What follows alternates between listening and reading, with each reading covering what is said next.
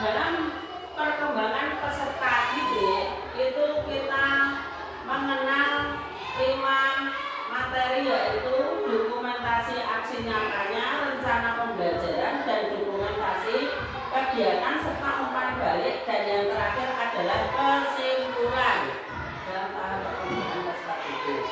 Dan di sini kita akan membahas dokumentasi aksi nyata tentang cerita hasil pengamatan mengenai gambaran peserta perkembangan peserta didik dan tantangannya yang pertama.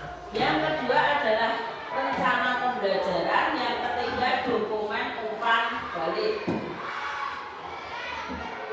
Hasil pengamatan terkait perkembangan peserta didik Bapak Ibu Guru yang pertama meliputi 1. Aspek perkembangan fisik, aspek perkembangan bahasa, aspek perkembangan sosial emosional, dan aspek perkembangan kognitif. Di mana masing-masing aspek itu akan kita bahas di sini, bahwa untuk aspek perkembangan fisik itu adalah perkembangan fisik pada peserta didik usia 8 sampai 10 tahun adalah di dalam kelas memiliki keberagaman dalam kekuatan, keseimbangan, dan kecepatan, dan akan semakin membaik seiring berjalannya waktu. Yang kedua, tantangan dalam aspek ini adalah guru harus selalu mengamati dan mengontrol peserta didik yang memiliki perkembangan fisik yang pesat dalam menjaga dan menuntun murid pada kegiatan di sekolah maupun di luar sekolah. Itu aspek perkembangan fisiknya. Yang kedua, aspek perkembangan bahasa. Perkembangan bahasa peserta didik pada usia 8 sampai 10 tahun di dalam kelas saya, yaitu peserta didik sudah bisa berkomunikasi dengan baik. Peserta didik banyak belajar, mencari kosakata baru di kamus maupun layanan internet, dan mempresentasikan karya di depan murid yang lain. Kemudian tantangan untuk aspek perkembangan bahasa, yaitu minat baca peserta didik di Indonesia itu yang terbilang semakin lama semakin menurun.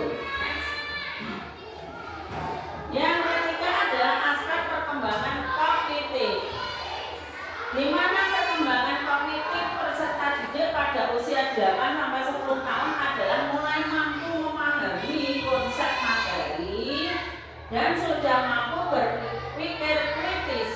Hal ini dapat dibuktikan dengan jika ada suatu permasalahan dalam kelompok, mereka dapat mengantisipasinya dengan berdiskusi bersama. Tantangan untuk perkembangan kognitif adalah peserta didik mulai kesulitan dalam proses pembelajaran, sehingga guru diharapkan dapat memberi variasi strategi dalam mengajar. Dan yang terakhir adalah aspek perkembangan sosial emosional peserta didik. Bahwa perkembangan sosial emosional peserta didik pada usia 8 sampai 10 tahun adalah sudah mampu bergaul dengan teman yang ada di sekitarnya, sehingga terjalin komunikasi antar murid. Selain itu ada peserta didik yang merasa putus asa, bahagia, dan sedih, sehingga menjadi tugas guru untuk mengontrol hal tersebut. Tantangan untuk aspek ini adalah terjadinya persaingan antara kelompok laki-laki dan perempuan dalam usia 8 sampai 10 tahun. Nah, untuk PPT itu dalam kegiatan awal penerapannya, misalnya kegiatan awal pembelajaran itu rencananya peserta didik memberi salam kepada siswa penerapan dalam pembelajaran. Yang kedua, mengarahkan salah satu siswa untuk memulai berdoa sesuai keyakinan masing-masing. Yang ketiga, menyanyikan lagu wajib nasional. Yang keempat, guru mengecek kehadiran siswa. Yang kelima, guru memberikan apresiasi dengan mengingatkan kembali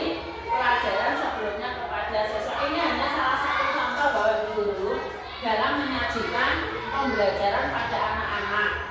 Terus yang kegiatan intinya dalam rencana pembelajaran misalnya guru memberikan pertanyaan pemantik terkait materi yang akan disampaikan. Yang kedua, guru meminta siswa untuk mengamati permainan melalui media interaktif. Yang ketiga, guru memberikan permasalahan terhadap media yang diamati. Yang keempat, guru mengadakan sesi pertanyaan. Yang kelima, guru mengerahkan siswa ke dalam beberapa kelompok. Dan yang terakhir, guru menganalisis terhadap permasalahan yang terjadi pada setiap kelompok. Itu pembelajaran inti. Kemudian pada akhir pembelajaran seperti apa caranya? Guru dan peserta didik menyimpulkan pembelajaran yang telah kita laksanakan tadi. Yang kedua, peserta didik bersama guru menyampaikan refleksi. Setelah disimpulkan, kita refleksi dengan memberikan kesempatan kepada peserta didik untuk menyampaikan kesan maupun kesulitan terhadap pembelajaran yang telah dilaksanakan. Kemudian guru menginformasikan kegiatan pembelajaran untuk pertemuan berikutnya. Dan yang terakhir, guru menutup kegiatan pembelajaran dengan berdoa bersama. Dokumentasinya seperti ini Bapak Ibu guru ya, kalau kita melaksanakan kegiatan PPT itu. Yuk lanjut next. Dan terima kasih.